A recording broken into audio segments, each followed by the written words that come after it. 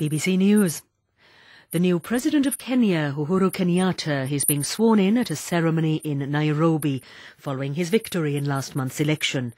Western ambassadors are to attend the inauguration despite Mr Kenyatta's indictment by the International Criminal Court for alleged crimes against humanity. From Nairobi, here's Gabriel Gatehouse. Uhuru Kenyatta is the first president to be elected under Kenya's new constitution, which, it's hoped, will put an end to the fierce tribalism that has bedevilled Kenyan politics.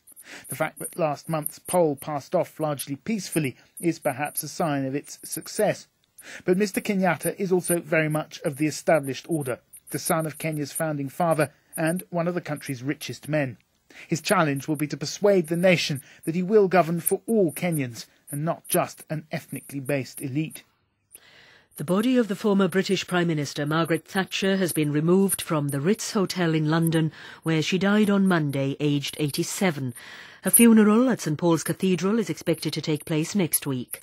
Her Conservative supporters say she saved the nation from economic decline, but left-wing critics say her free market policies wrecked social cohesion. Parliament will now debate her legacy, as James Landale reports. Today, Westminster will draw breath as first thoughts on Lady Thatcher's death give way to more considered analysis of an extraordinary life in politics. Campaigning for the local elections is on hold as the party leaders stay in London to prepare for tomorrow's recall of Parliament. There will be tributes, of course, but all sides are expecting a genuine debate too, as MPs and peers put forward their conflicting views of her legacy on Britain and the world. There's been further reaction around the world to the death of Lady Thatcher, reflecting her impact on the global stage. The Australian Prime Minister, Julia Gillard, said that as Britain's first female Prime Minister, she'd changed history for women. The former US President Bill Clinton called her an iconic stateswoman. North Korea has told foreign companies, organisations and tourists in South Korea to consider leaving for their own safety. The North's official news agency, KCNA, said it didn't wish foreigners to come to harm if war broke out. Meanwhile, Japan says it's deployed missile inceptors to the centre of Tokyo as a precaution against any North Korean missile test. From Tokyo, Rupert Wingfield-Hayes reports. At the end of last week, Japan sent 2 of its most modern warships into the Sea of Japan with orders to shoot down any missiles fired by North Korea towards the Japanese islands. Now it is deploying a second line of defence. US-made Patriot missile batteries are being deployed to 3 locations in Tokyo. North Korea has been making extremely bellicose threats to strike Japan and US bases in the country. World News from the BBC.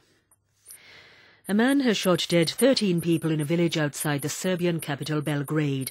The man, in his 60s, killed 6 men, 6 women and a child in the village of Velika Ivanča.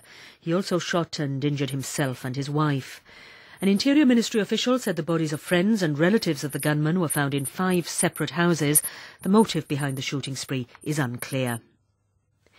President Obama has again urged Americans to put pressure on the US Congress to pass tough gun control laws. Speaking in the state of Connecticut, where 26 school children and adults were killed in a mass shooting in December, Mr. Obama said Congress should pass a law which required stronger background checks for gun buyers. He described the vote for tougher gun control laws in the state of Connecticut earlier this month as a model for Congress. British scientists from Reading University say flights across the North Atlantic could get a lot bumpier by 2050 because of climate change.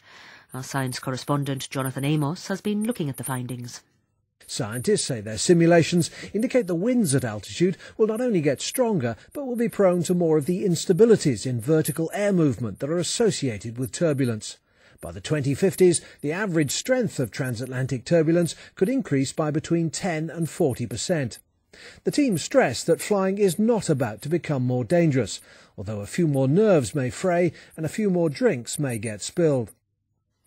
Scientists say a bizarre sound made by a species of monkey found in the Ethiopian highlands could help reveal how human language evolved.